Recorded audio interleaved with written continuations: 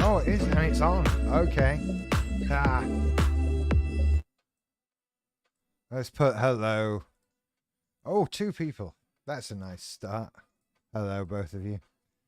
Hello to both of my fans. Ah, dear.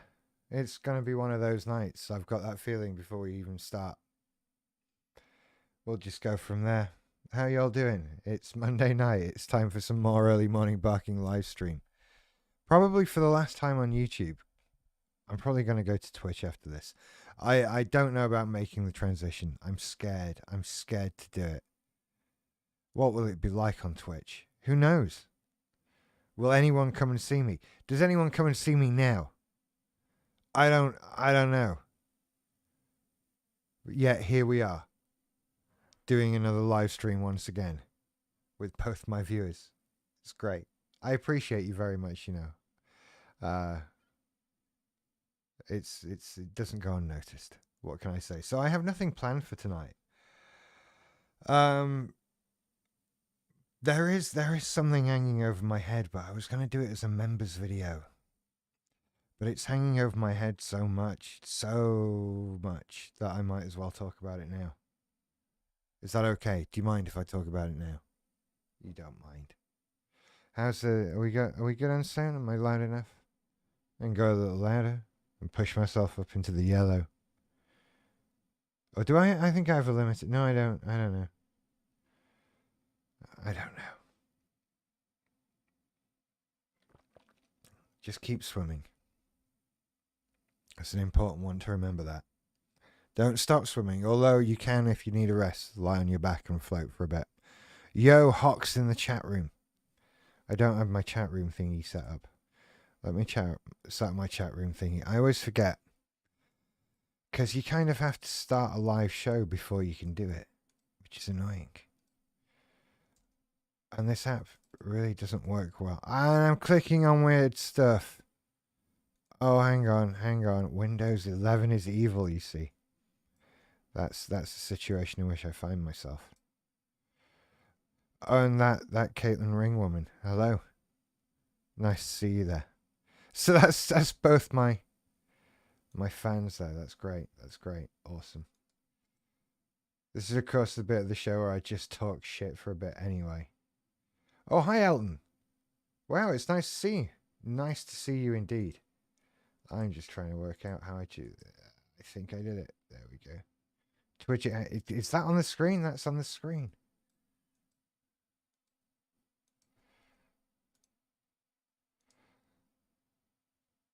Doing it. We're good to go. Okay. So yeah, this is where I just sort of talk shit for a few minutes and wait for people to turn up as they have done. But I'm not going to. Actually, I should just get on with doing the thing I was going to talk about. Tomorrow is a momentous day. Tomorrow is a very important day for me. And it doesn't feel like it at all. It feels very like a Tuesday, which one would expect. But tomorrow is my last ever group therapy session. That's it. I am now cured. Or no, not at all.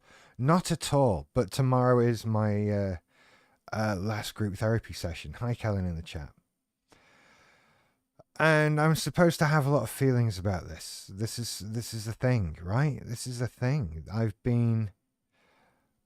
My adult life was turmoil and all of that until it got so bad that I was in the suicidal ideation, needed treatment, didn't believe treatment would ever come. Then it came. And that was 3 years ago. And now treatment is done tomorrow. Wow, right? That's a big one. I'm supposed to be... What am I supposed to be? I'm supposed to be able to deal with shit now. For a start, right? That's a start. And I'm also supposed to realize that I have to be nice to people. And it took me 3 years of therapy to learn that I have to be nice to people. It's true, but that's why we're all here, isn't it? This isn't just a general entertainment channel. This is a channel about having BPD and MPD and that sort of thing. Do I still qualify BPD and MPD diagnosis wise?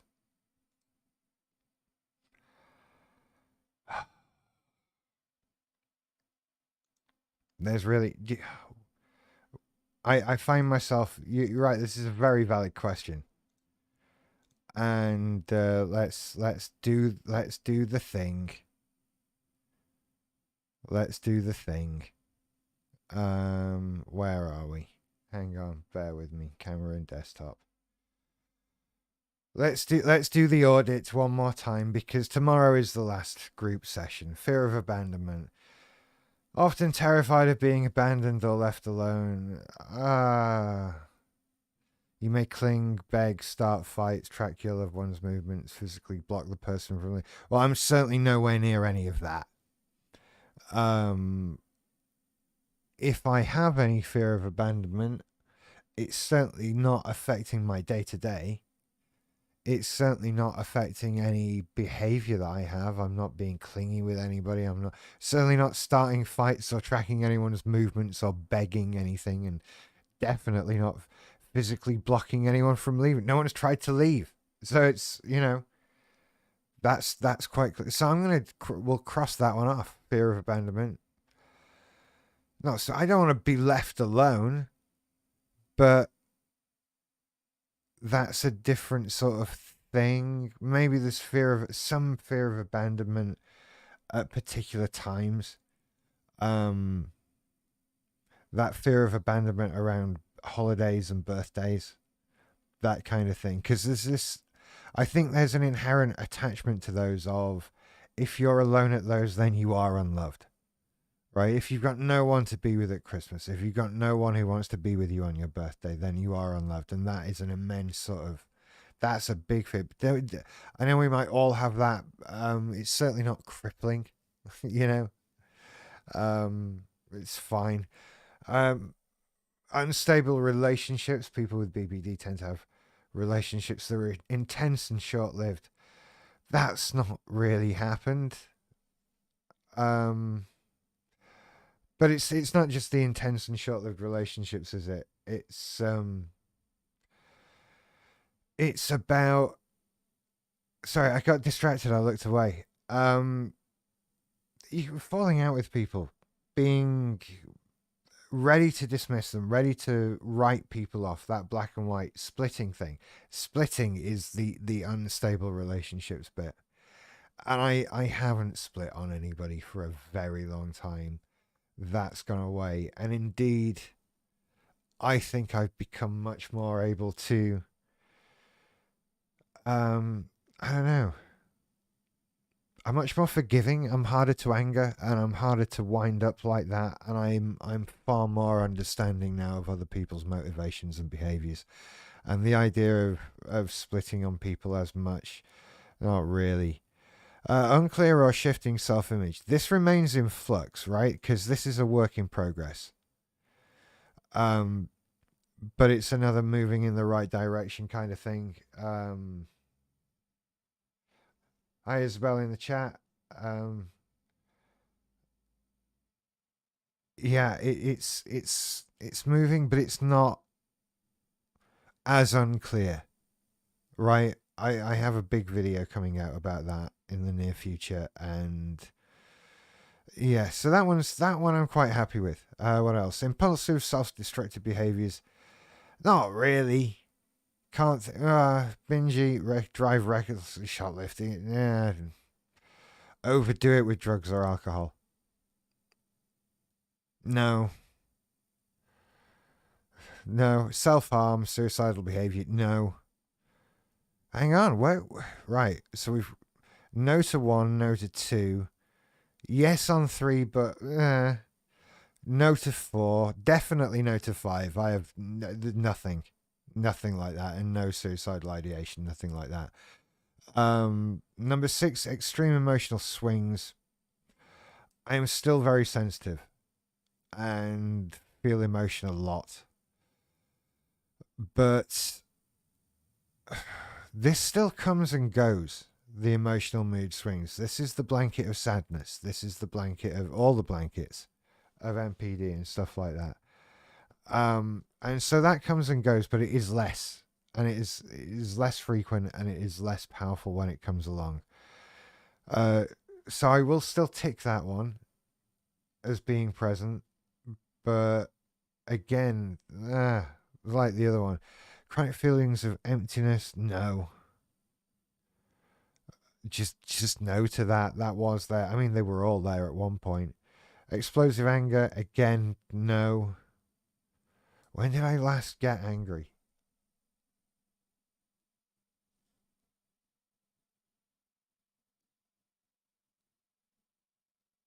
I'm sure it's happened. I'm sure it's happened. And feeling suspicious or out of dissociation, that definitely still happens. So where am I? One, or half of one, put one, half of another, two, three. So as I sit here, I'm technically not BPD. Do I have to stop doing my channel now? Is that how that works? That's probably not how that works, is it? That's probably not how that works. So, yeah. And then the MPD ones. I always have trouble finding these. Grandiosity. Right, now these are going to be more. These are going to be more. But they are changing in interesting ways, right? Okay, let's dig into the narcissism. And I will come back to, I can see questions in the chat room and things like that. I will come back to that. I haven't missed you. Grandiosity, exaggerated sense of self-importance, feelings. Right, yeah. So these are all about, I go through weird phases with some of these. They're still there, but I'm aware they're ridiculous. Okay? So the exaggerated sense of self-importance, feeling superior to others, fantasies of unlimited success, brilliance, power, beauty, or love, all still there. Definitely all still there. Just lived with. Right? I try not to let it come out. Sometimes it leaks out, and I need to be told that it's leaked out. And yeah, but I'm aware that it's ridiculous. Excessive need for admiration. It's not excessive, but it's still there.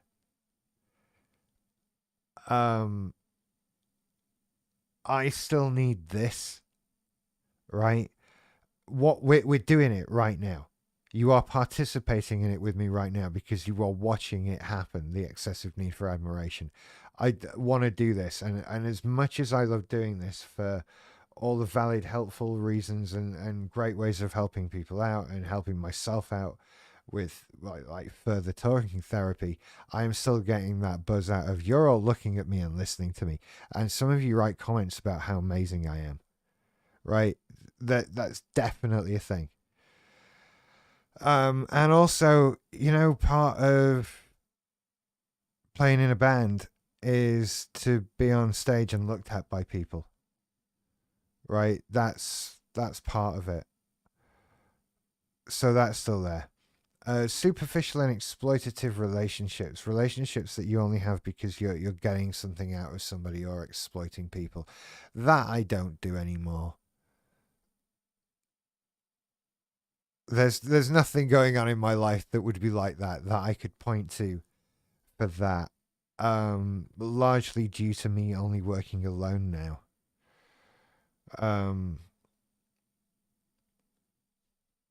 And so I don't think I do that. And also, I've moved because of the growth of empathy with the BPD. It's harder to do shit like that now. It's really hard to properly take advantage of people. I see that people are only valued to the extent that they're viewed as beneficial. Ah, now then.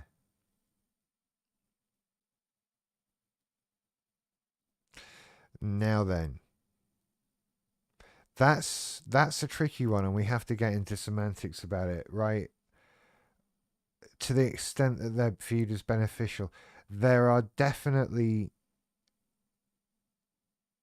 people I can dismiss in the world because I don't need them for anything.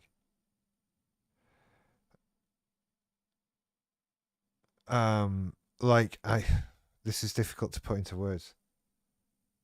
I might come back to that. Lack of empathy. No, that's gone. Do you know what? I'm going to keep the superficial and exploitative relationships. Because of that, people are valued only to the extent that they're viewed as beneficial. Because I'm starting to dig into more about how I view my social interactions with people and why I'm sometimes more bothered than others about those social interactions. There's clearly a thing in my head of people I feel I will get some sort of benefit out of being friends with or knowing. And you know, it's a tricky one. However, again, still livable with because I'm not horrible to people about it or dismissive about it, about people or that sort of thing. But it's definitely there. Lack of empathy, not there. Identity disturbance. Again, that kind of goes in with the sense of self. But as that comes in, I am less threatenable because there's less of this masking and this NPD sort of hiding behind lies and whatever. And so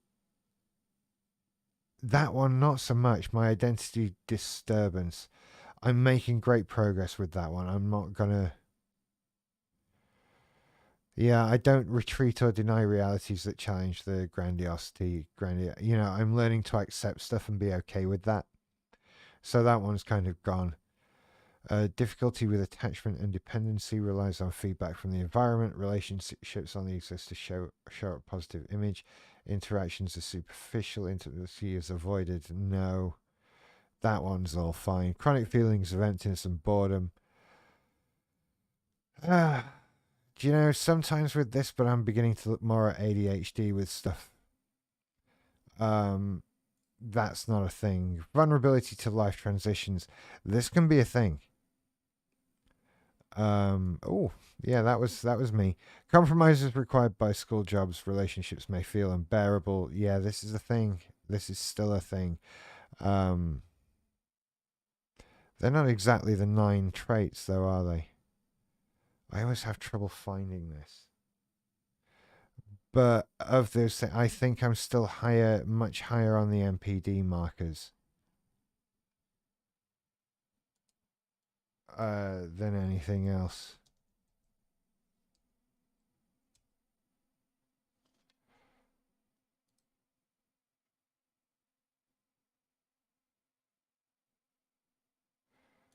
Yeah, there we are.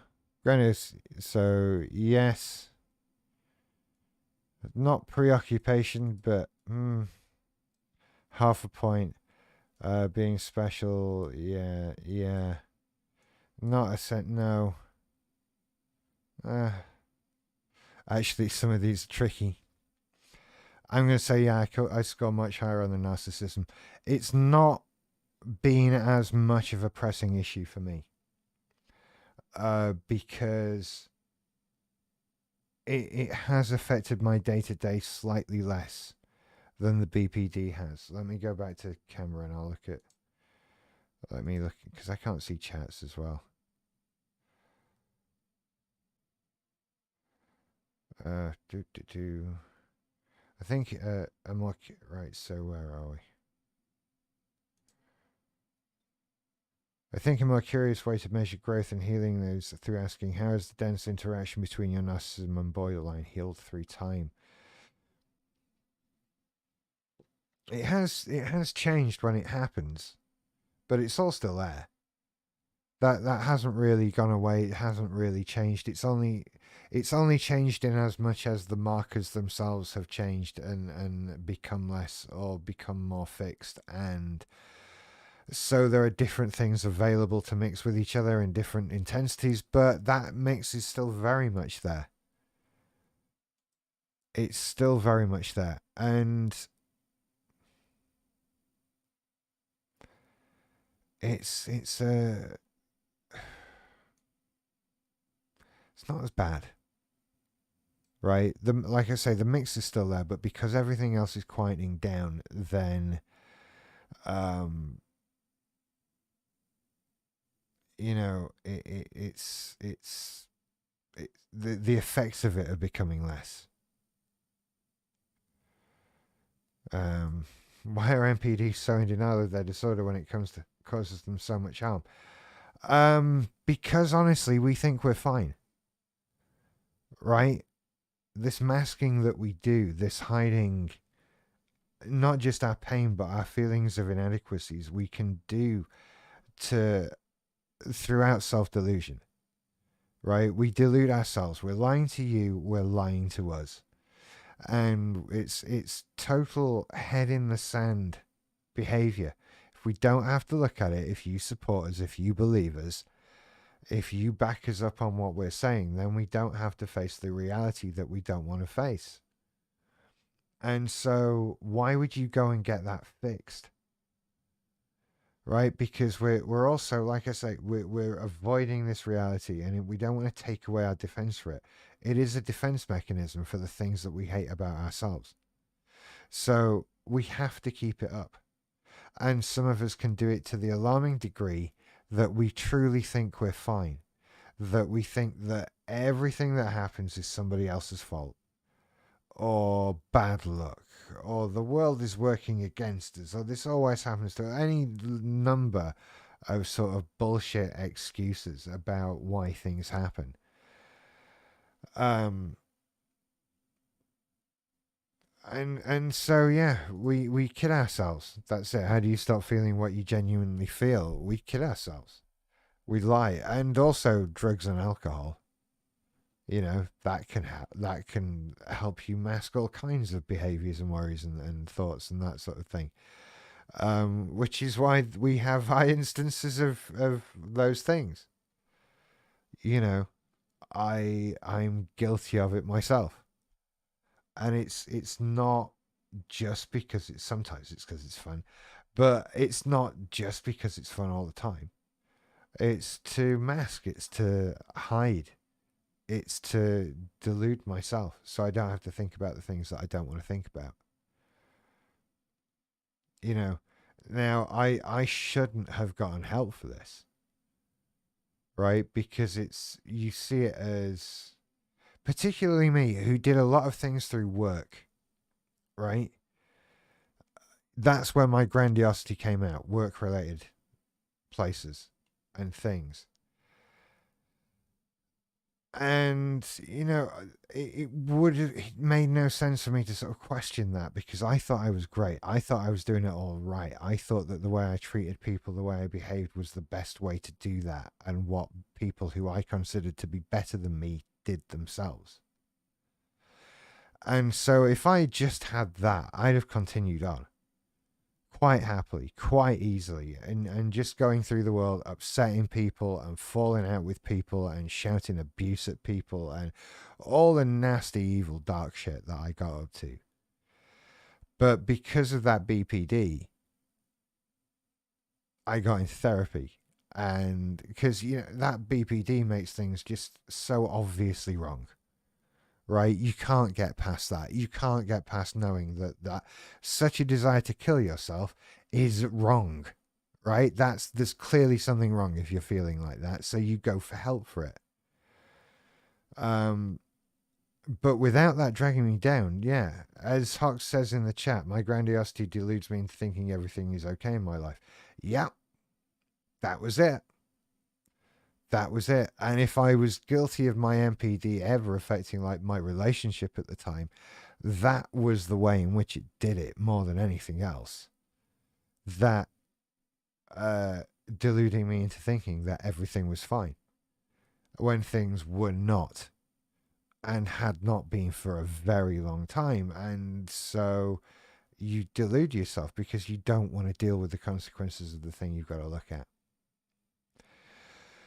And that crops up so many times, so much throughout life. That's why I still have trouble opening the damn mail, because I can't do anything about anything. So it's just something I'd rather not look at. So I don't look at it. And yeah, it is, as you say there, it is, even to the extent of losing family, friends, jobs. It's a tragedy because it's their fault. You see, that's why we can do that and not feel bad about it, right? If we get fired from a job, it's not because we've done something wrong. Don't be ridiculous. It's because the job is stupid, or the manager is stupid, or the policy should be different anyway, or whatever. It's never, oh shit, I fucked up there. We can't do that. So we can blame somebody else or something else. And that's how that happens. So yeah, we can be NPD to the extent of losing and destroying everything. And the more you lose and destroy stuff, the more you have to delude yourself and NPD up. Right? You're masking and hiding failure, your perceived failure, your perceived problems. And when there are more problems, you have more to hide. It's as simple as that. Hey, do you know what? We're way off topic here as well. I was talking about the last group. So, yes, denial and devaluing others is a great way to self-regulate self-esteem.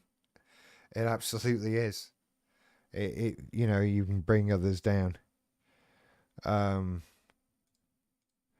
What does devaluing feel like? Well, it's where you just put others down.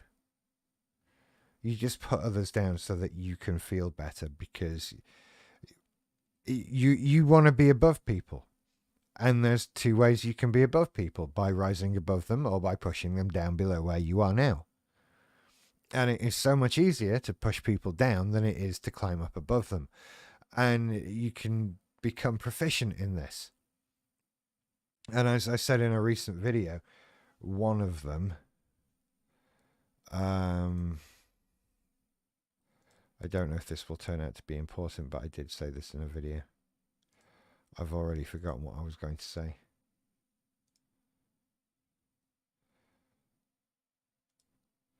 Deregulating video. How the narcissist gives away their insecurities.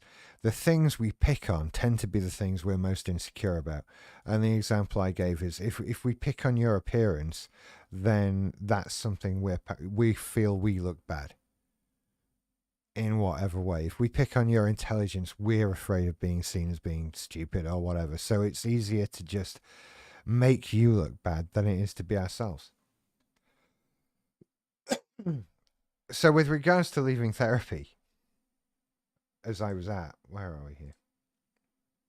With regards to leaving therapy, it's time tomorrow. I become a person who is living with BPD and NPD. And I think I saw it scroll past on the chat. Yeah, I probably still have BP. I do have BPD still. It's still there. It's just things are quiet at the moment, and I'm dealing with things better. And I still have NPD quite clearly. And I'm kind of leaning into them because I want to make videos about them. You know, they are a big part of my life, these conditions, like it or not. And it helps to be able to focus on them with this level of intensity. You know, yes, I'm trying to deal with them, but my life is currently set up around dealing with them. Which worries me for the future, because things are going to have to change because of money and stuff like that. And I don't know how that's going to go. I don't know how that can go. But you know, it's going to be difficult over the next few months between now and Christmas. It's going to be very difficult, and in after Christmas, from now on, in general, it's the classic. This channel doesn't provide me enough money to live on, and so something has to. And historically, that's not worked out well for me, and I'm not looking forward to trying it again, or being part of that world or anything like that. And so, you know, yeah, things are definitely going to change. Things are going to change, and I don't know how well that's going to go. But apparently, with the therapy now, I am set up to deal with that.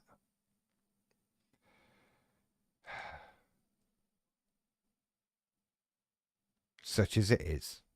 Such as it is. I am set up to deal with that.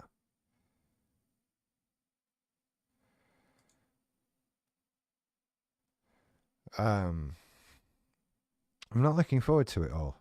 I'm really not looking forward to it all. I'm quite happy doing what I'm doing. To be perfectly honest with you, I just would like to do more of it and make more money.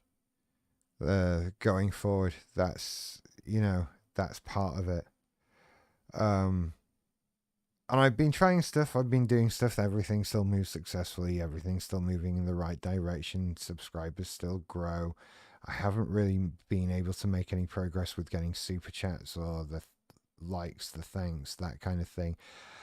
Patreon and memberships on YouTube have remained somewhat constant at the level they're at, with a little churn, which again makes, nothing's really grown there. So it's time to, I have to do something else. Um, I am actually starting a BPD course, right? To go on Patreon and possibly the YouTube membership. So it's a planned series of a number of longer videos and sort of presentation keynote things, like, I'm trying to put together sort of my guide to, based on what I've learned about dealing with BPD, what became important, how to deal with things, the things I actually learned, the stuff that you don't get from therapy. And it would in no way at all be a replacement for therapy or anything like that. But if I can put something down and get it out there as like a monthly course on Patreon, because then I can, my Patreon cost is so low. It's so low compared to sort of everyone else. And I want to do sort of a much higher priced tier with some much more useful content on there. But I've kind of wanted to get to this point I'm at now before I can start doing that. And of course, it's hard to get stuff done, and that sort of thing. So I'm wanting to do that, and I'm interested to know what everyone's thoughts are on that sort of thing.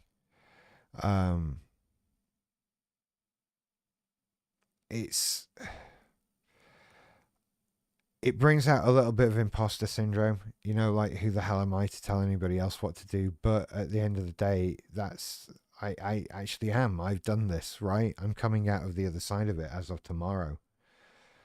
So I want to put that down in video form. I want to make that available to people and do it as like a course like people have on Patreon, you know.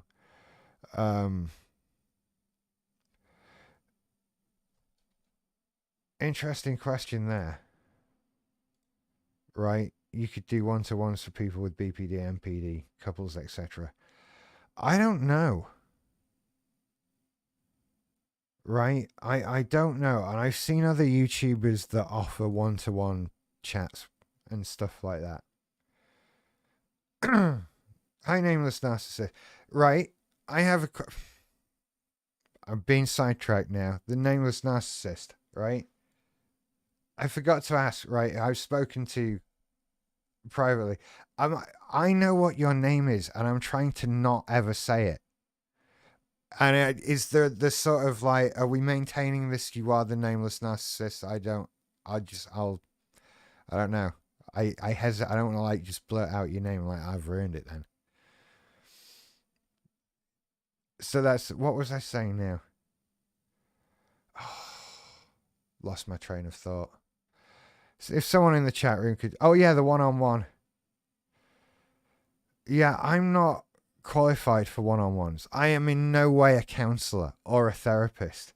I have had no training in anything. I cannot one-on-one help you with your specific problems.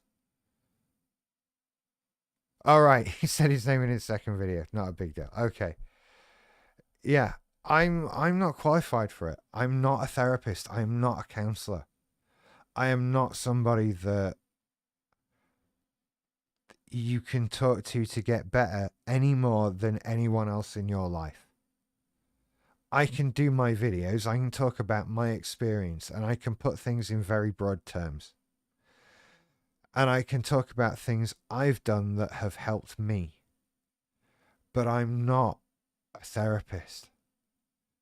I'm trained in none of this, right? I have no extra knowledge other than the fact that I go through and have gone through it. So this idea of doing one-on-one calls, yeah, I'm happy to talk to people, and I'm especially happy to sit and talk to people if they want to give me money to do that. But I don't feel comfortable in a sort of, if there's somebody out there in pain, in need of counseling, in need of therapy, you know, and a lot of people will be struggling financially, I'm guessing, right?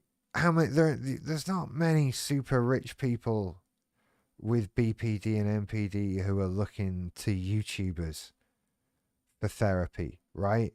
So I'm going to be taking, I'd be taking money off people who, I don't know, would not necessarily have all the money in the world anyway.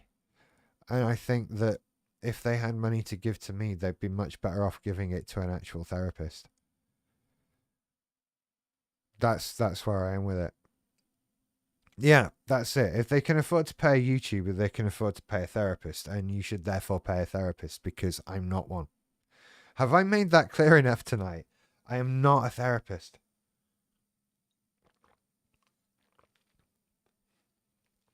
Yeah. I'm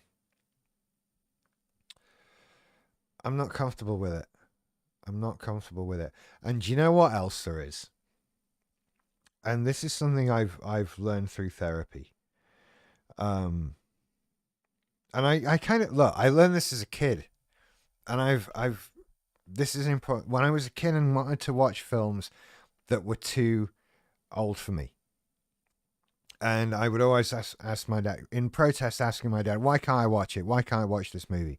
And he would say, look, if I tell you, that would disturb you like watching the movie, so I can't even tell you. You just have to trust me that one day you'll grow up and you'll see this and you'll understand. And that became the case, right? I grew up, and finally you sit and you watch Pulp Fiction and you're like, yeah, I don't think younger me was ready for the concept of a gimp and anal rape. You know, it's one of those, and then you realize, yeah, I'm pretty glad that my dad didn't let me watch that movie in my early teens. I wasn't, and I had no concept of what there was in the world that I wasn't ready for, right? And therapy teaches you that that's still true now. I'm in my 40s, and there is shit in the world that people go through in their lives that I have no fucking clue about, right? I think I've got it bad.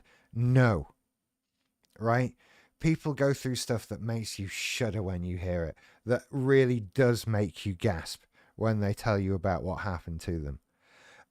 And being able to deal with that, not just in a one-on-one sort of counseling sense of being able to advise somebody around that and help them deal with that, but handle that in terms of hearing it and taking that on board and carrying that with you, because you cannot unhear this stuff, right?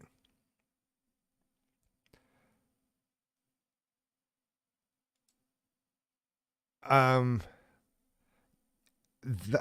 training to handle that is part of training to be a therapist and to be a counselor, to understand that there's stuff that your clients are going to say to you that is going to shock you and terrify you to your core.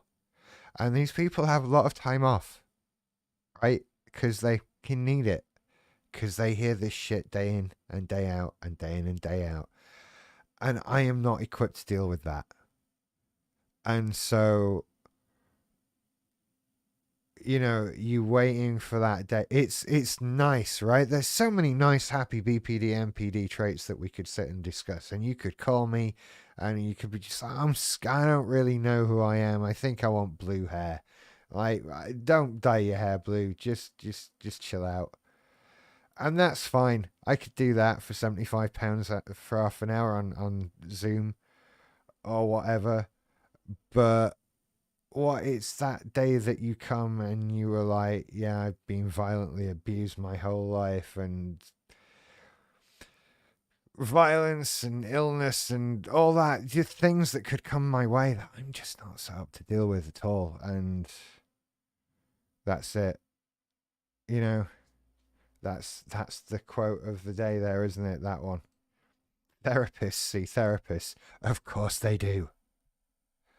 They hear some grim shit.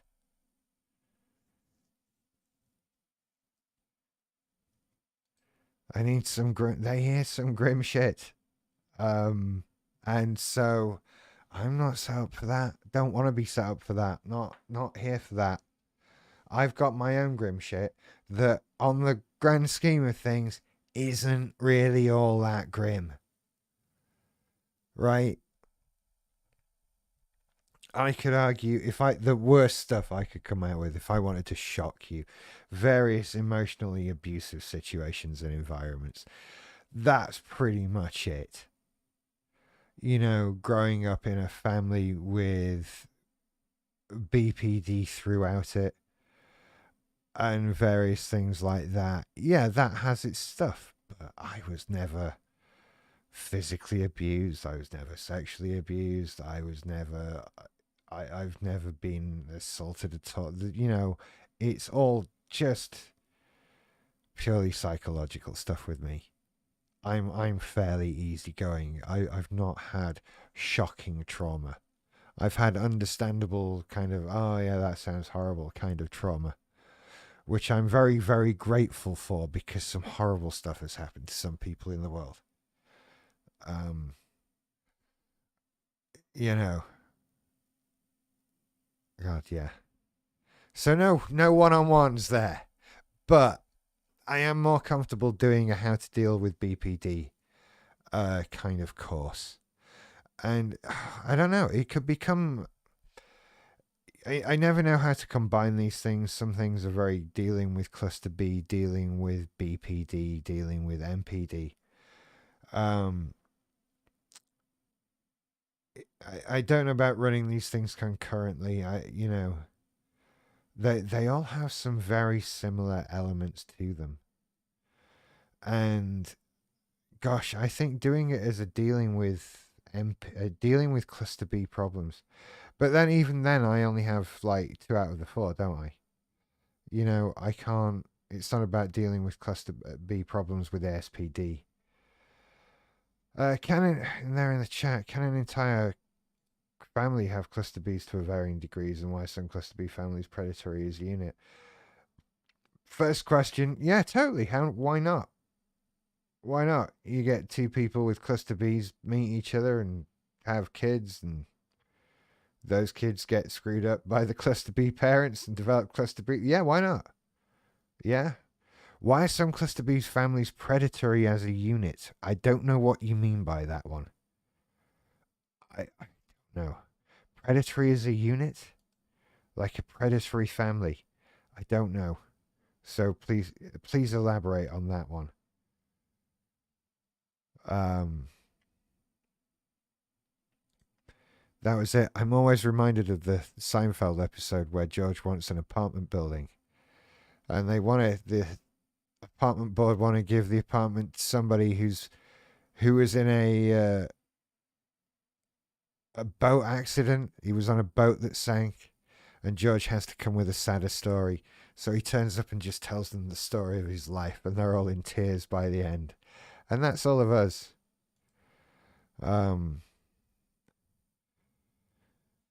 Yeah, I don't know. Predatory as a unit. Cluster B families. I don't know. And it's when I think of how my own functions and where it goes and in what way, I don't know, we're certainly not anything as a unit. You know. We've been doing a lot better of late, which is positive. You know, I don't know if my own progress has rubbed off on anybody. Or if other people have been making their own progress to a certain extent over the last few years. But things haven't been as bad. We're good as a family. You know, I guess there are other families out there who are better and closer. What does that mean, a better family? I don't know, who argue less. We still argue and stuff. Okay, hang on. Right. I meant to say some families, my ex all knew he was abusive and had a relationship cycle where he would love bomb them financially, exploit before devalue and discard the whole, and the family would.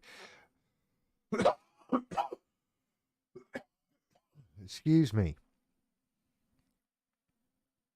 That's the hoovering. That's the relationship hoovering, which I think it gets put on BPD a lot, but I think it can go over all of them. I would say the family would play along, get what they could financially, and then would. Hang on. Can I do 2? Yeah.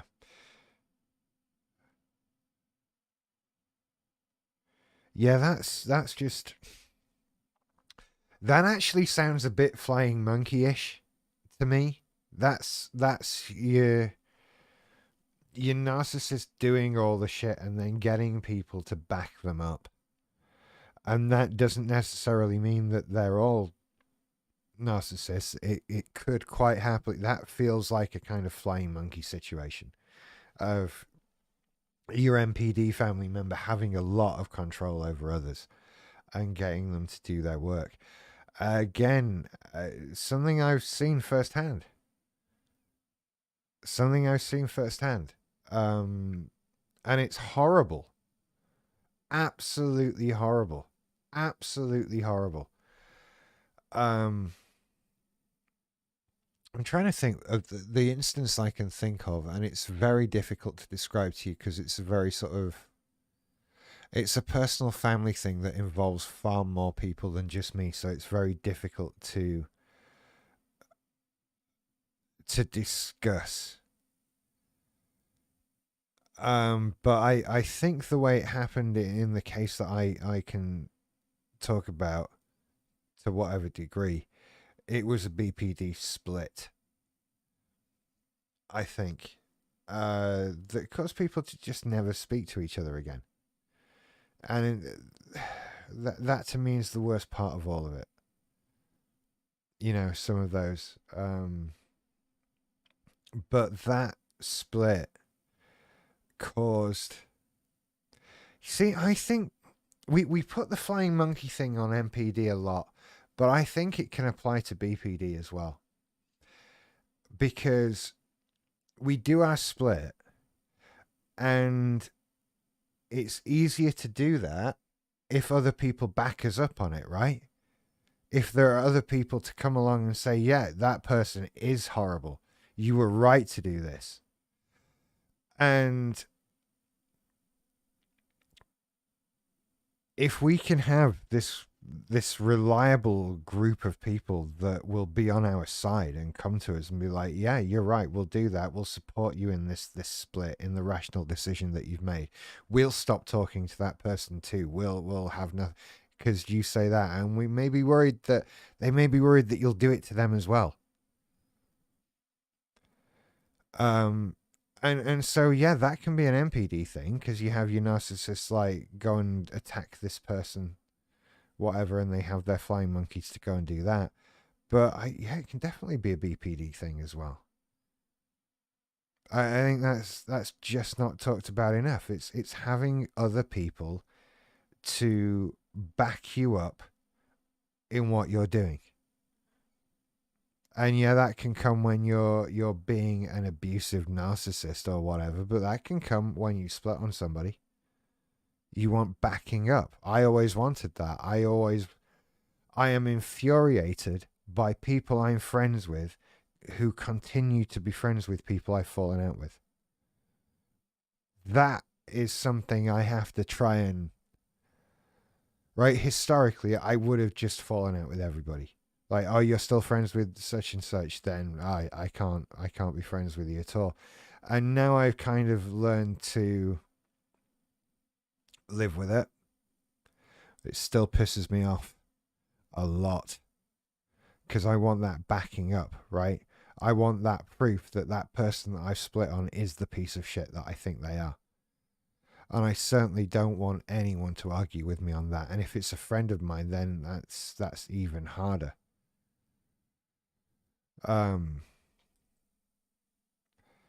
Yeah. I'm just reading the chat.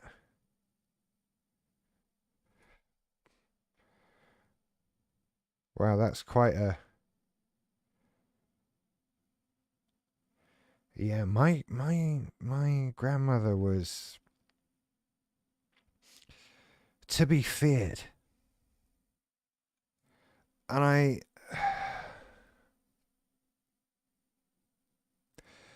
it's a weird thing. I've never heard any nice stories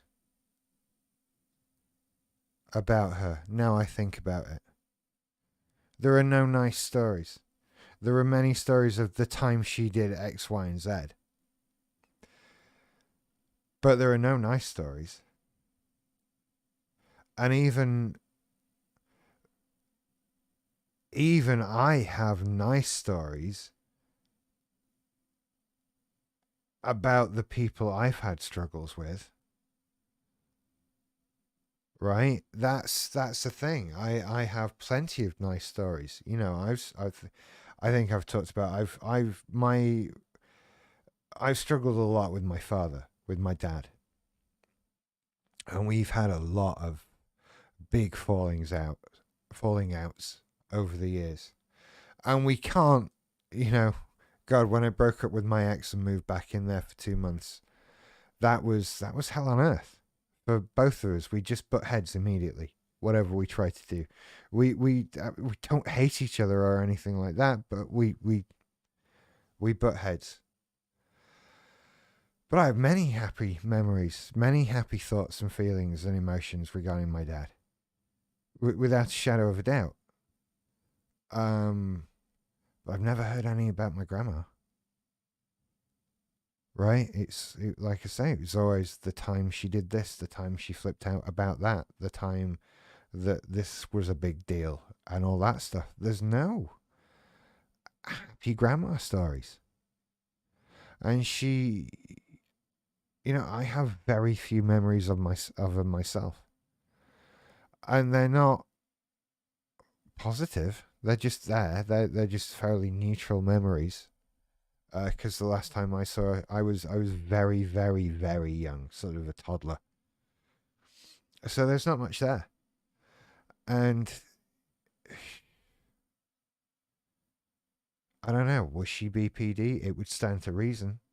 Apparently, my great grandmother was even more fearsome, right? So I don't know if this is something that has been passed on generation to generation as we you know, just continue to fuck each other up. Um,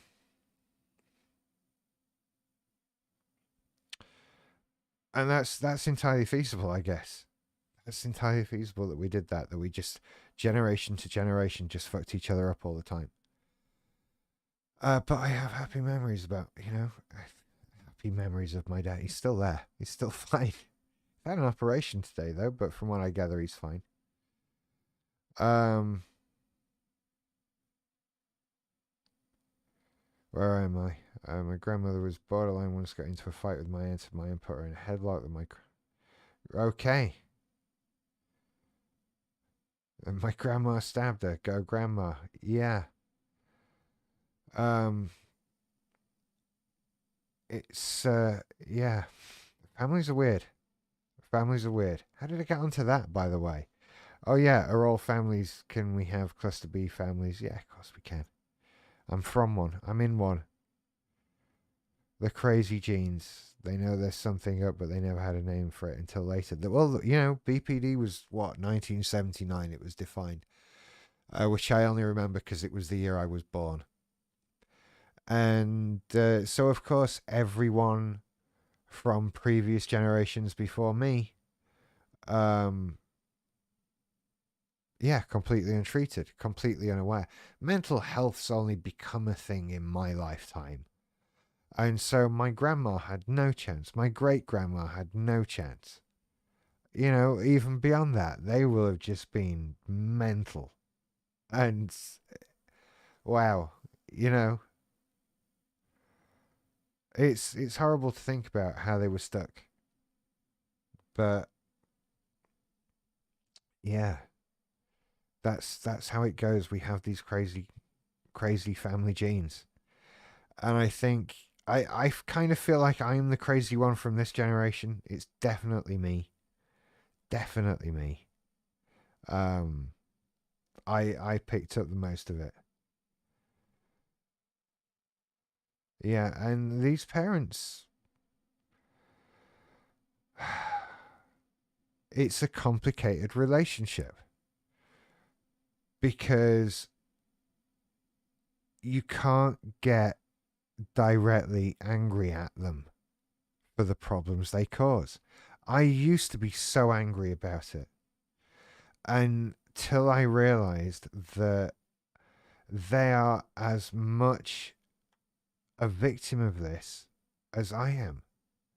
They're just further on in it because it happened to them earlier, right? Nobody intended to hurt me at all. And I think if they knew the extent to which I was hurt, they'd be horrified at it and have trouble accepting it, to be honest. I think they really would. And so it's why I would never push it on this person anymore, because there's no point. But when that's the case, it's difficult to be angry at them, right? It would be so much easier if I was physically abused. That would be, well, not, in the sense of uncomplicating the parent child relationship.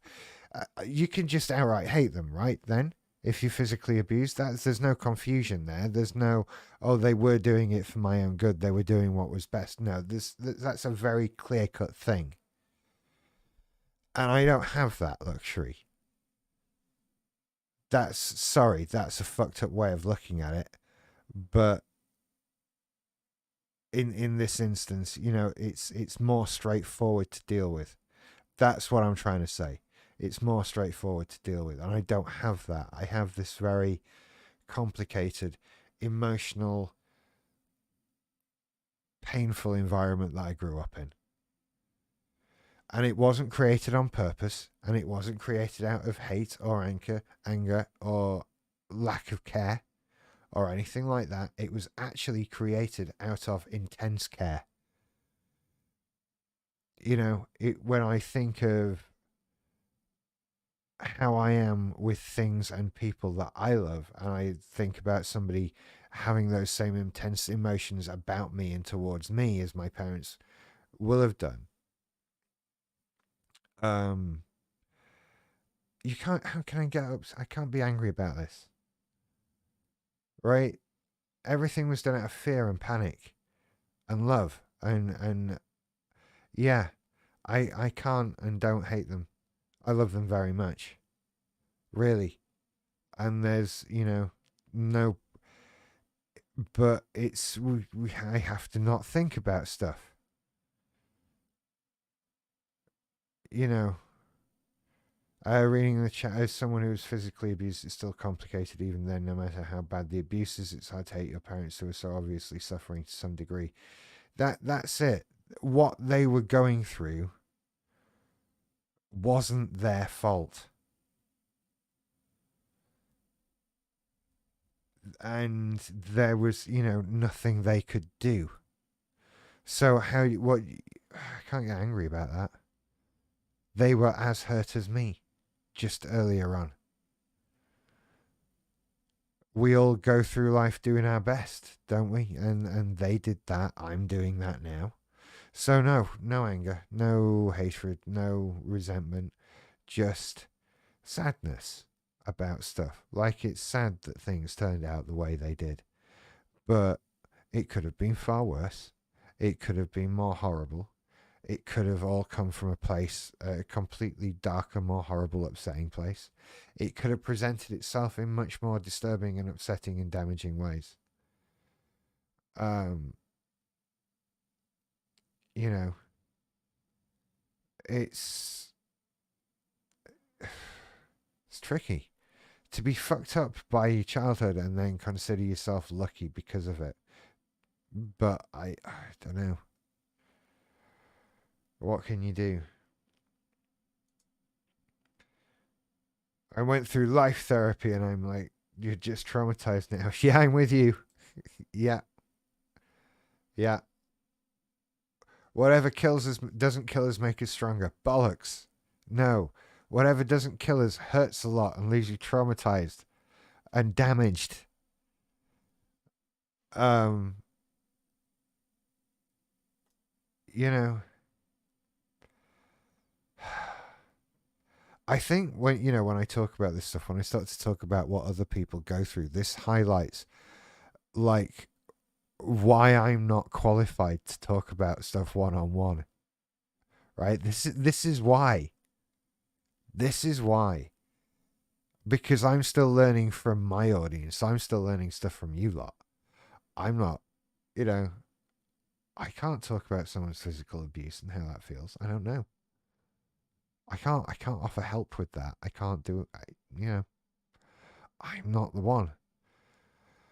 And God, what if I talked to someone who was suicidal? That's entirely feasible. What if I talked to someone who had suicidal ideation and they went through with something? What? God, I can't live with that. God. Yeah, that's so not happening, the one-on-ones. That's so not happening.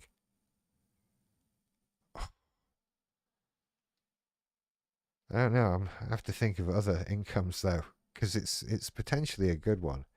But I'm sticking with the course. The course is a different thing. That's a guideline thing.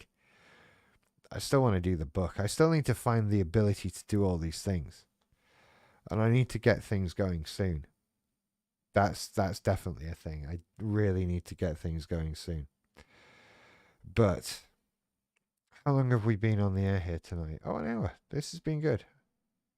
I can keep going. I'm just rambling shit now, though. Be aware. I'm just rambling shit. Yeah, I haven't checked how things are actually going. Yeah, I could do a course on Patreon, couldn't I? I don't know how you do that. If I'm honest. Actually, no, I will go because I am just talking shit at this point. But thank you for watching, everybody. This is where everybody bails now. No one ever hears the end of a live stream. As of next week, I will put this everywhere, such as it is. Not on YouTube. I'll be live streaming on Twitch, which is Twitch/Early Morning Barking. It's the same thing. It's got the logo on and all of that. You'll find it just fine. I'll put links up and stuff.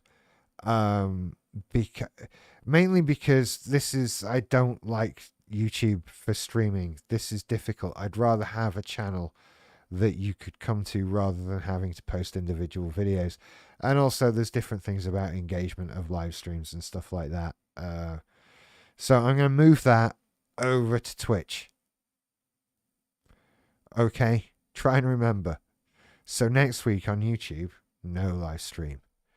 I thought about doing both. You can do it. You can pay for a service that streams to both, and I can't afford that, and it doesn't. I'd rather just concentrate on one thing. That seems like the thing to do. So thank you for watching, everybody. More live streams next week, same time, but on Twitch. On Twitch. So, right, you take care. I'll see you later. Bye. I have to turn it off.